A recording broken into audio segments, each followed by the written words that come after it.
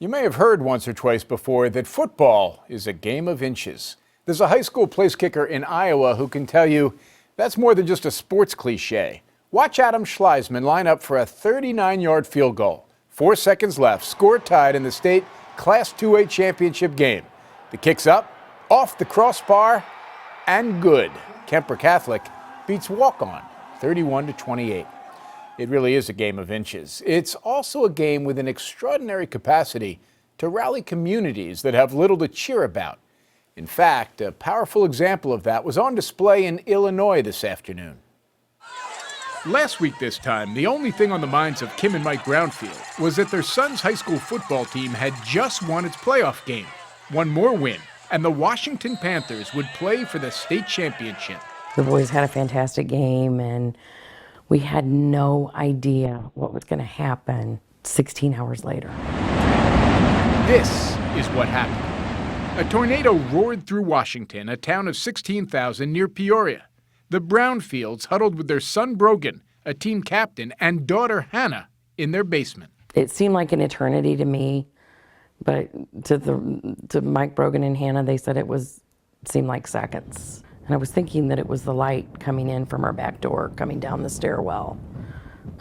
Didn't take me long to figure out that's not why it was so bright. It was that there was no house above us. 1,000 homes were gone, including those of 9 other players.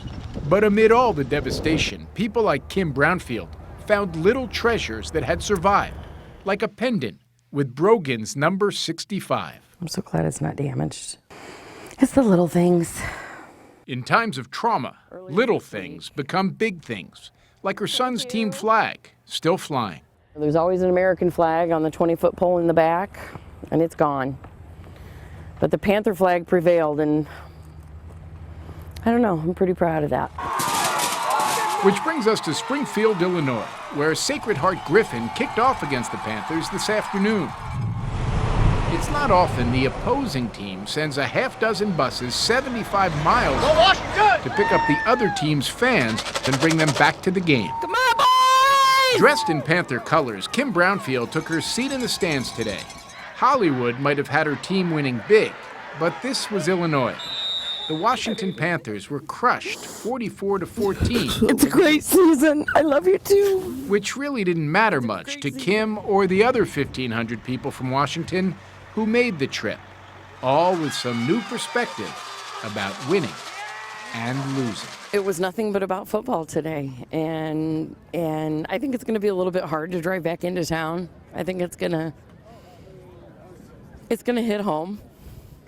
But it's good. It's going to be good. In addition to the buses and the hair ribbons, the Sacred Heart fans made hundreds of peanut butter and jelly sandwiches for the visitors. PB&J is a tradition for Washington fans to eat during the game.